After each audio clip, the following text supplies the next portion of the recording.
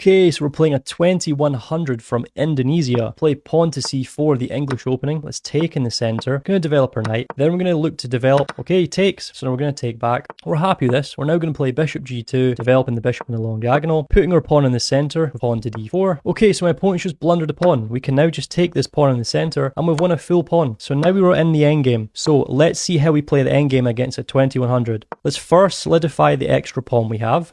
Now let's just develop our knight. Now let's develop our knight again. We're now attacking his bishop where he just placed. So he's playing here. We're now just going to play this, kicking the bishop, seeing where he wants to go. And my opponent has to be careful. If he comes back here, his bishop's going to be trapped. So he doesn't. He comes here. So I'm going to take off his bishop because now I've got the bishop pair. And now I'm going to put my king on c2. Now it's safe because I'm not going to be attacked on the light squares. Now he's putting his knight here. Okay, so let's bring our rook to the d file. Keep in mind this square here is covered and this square here is covered. Okay, and now I'm going to play rook to d4 because I'd love to kick his knight away from this beautiful square here. He can't play something like this because now I take this pawn. Keep in mind this guy's 2100 and he's just blundering. We're just playing simple moves in the endgame. Okay, so my opponent just keeps blundering because now he can take his pawn anyway, because if he takes my bishop, now I take his knight. So he first takes this pawn in the center, so now we're going to take back. And now you can see he's now attacking this pawn, so let's develop our final piece into the game, defending this pawn here. Now he's doubling, so he's looking to come here. Let's just improve our king now in the endgame.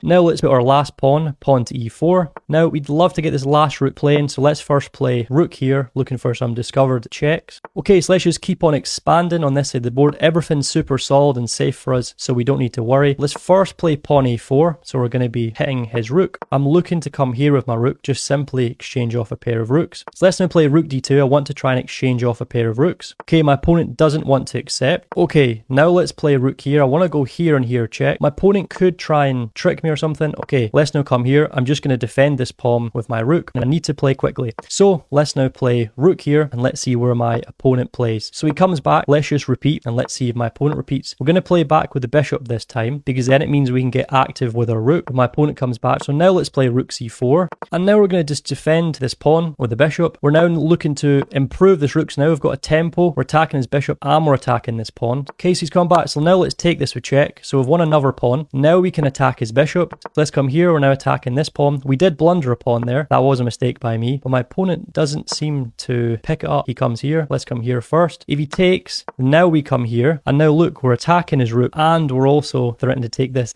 a tactic. My opponent fell for it. Okay, but now we can take his bishop. You see, now we can take here. We're attacking his rook. This guy's got to move, and then this guy's going to fall. My opponent's completely lost here, and we're going to win the game. We're going to flag him. There you go. If you enjoyed this content, would like to see more, make sure to follow.